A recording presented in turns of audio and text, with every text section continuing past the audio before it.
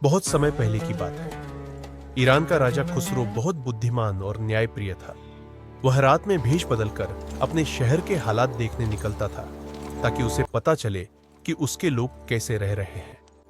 एक रात वह अपने वजीर के साथ तंग गलियों से गुजर रहा था कि एक घर से औरतों की बातें सुनाई दी। राजा रुक गया और धीरे से दरवाजे की दरार से झांका तो देखा तीन बहनें अपने बाल काट रही थी। पहली बहन बोली, काश मैं किसी नाई से शादी कर लूं तो यह मुश्किल जिंदगी खत्म हो जाए। दूसरी हंसते हुए बोली, मैं तो राजा के नाई से शादी कर लूंगी, तब तो रोज अच्छा खाना मिलेगा। तीसरी, जो सबसे छोटी थी, मुस्कुराकर बोली, जब तुम लोग ख्याली पुलाव पका रही हो तो मैं क्यों पीछे रहूं। मैं तो खुद राजा से शादी करूंगी और पूरा देश मुझे रानी कहेगा। राजा ने यह सब सुना और अपने वजीर से कहा, इस घर को पहचान लो, कल सुबह इन तीनों को दरबार में लाना। अगले दिन तीनों बहनों को दरबार में पेश किया गया। राजा ने प्यार से पूछा, रात को तुम लोग क्या बातें कर रही थी। तीनों डर गई, मगर फिर सच सच बता दिया। राजा ने बड़ी दो बहनों की शादी नाइयों से कर दी और सबसे छोटी को अपनी रानी बना लिया। कुछ महीनों बाद रानी गर्भवती हुई। यह देखकर बड़ी बहनों के मन में जलन और ईर्ष्या भर गई।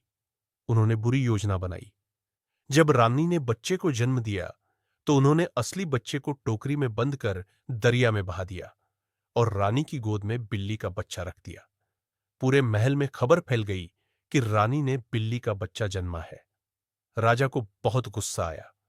वजीर ने कहा, महाराज, शायद इसमें कोई रहस्य हो, जल्दबाजी मत कीजिए। उधर टोकरी दरिया में बहती हुई एक माली के बाग में पहुंची। माली और उसकी पत्नी ने टोकरी खोली तो अंदर एक सुंदर बच्चा था। उन्होंने उसे अपना बच्चा मानकर पाल लिया। अगले साल रानी ने फिर बच्चा जन्मा और वही धोखा दोहराया गया। तीसरी बार भी ऐसा ही हुआ और इस बार एक सुंदर लड़की दरिया में बहा दी गई। राजा को 3 बार यही खबर मिली कि रानी ने अजीब बच्चे जन्मे हैं।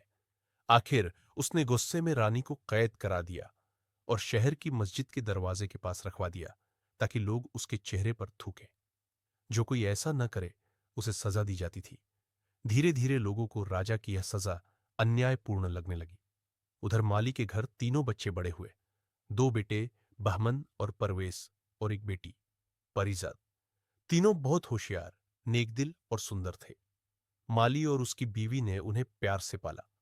माली की मौत के बाद वह बाग उन्हीं का घर बन गया। परिजात बाग में गाना गाती और खेलती रहती। एक दिन एक बूढ़ी औरत वहां आई और बोली, यह बाग बहुत सुंदर है, मगर अगर यहां बोलने वाला पक्षी, गाने वाला पेड़ और सोने का झरना आ जाए तो यह बाग जन्नत बन जाएगा। परिजात ने यह बात अपने दिल में रख ली। बहमन ने कहा, मैं यह सब लाकर दिखाऊंगा। वह लंबा सफर तय करके एक दरवेश के पास पहुंचा। दरवेश ने कहा, आगे एक पहाड़ है जहां आवाजें आएंगी, मगर पीछे मुड़कर मत देखना, वरना पत्थर बन जाओगे।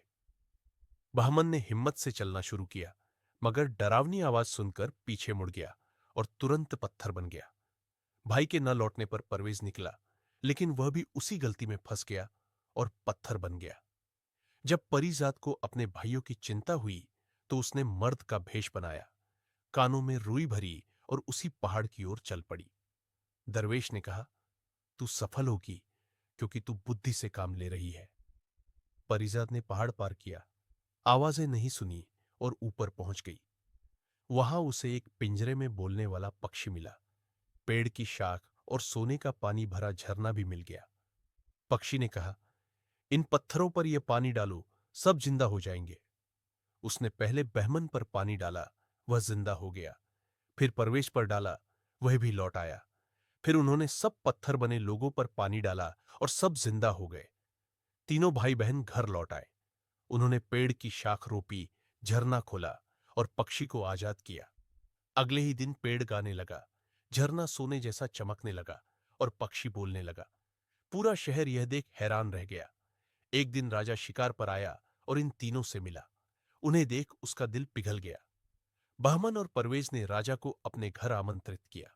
जब राजा आया तो उसने परिजात को देखा, जो किसी परी जैसी सुंदर थी।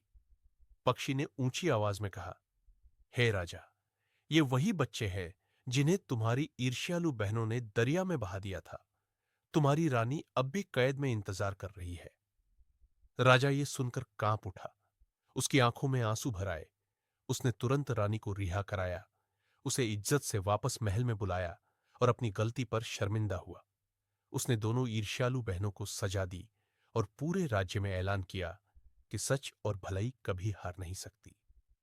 फिर बहमन, परवेज, परीजाद और उनकी मां खुशी खुशी रहने लगे और बोलने वाला पक्षी रोज गाता, सच्चाई और नेक नियत कभी हारती नहीं।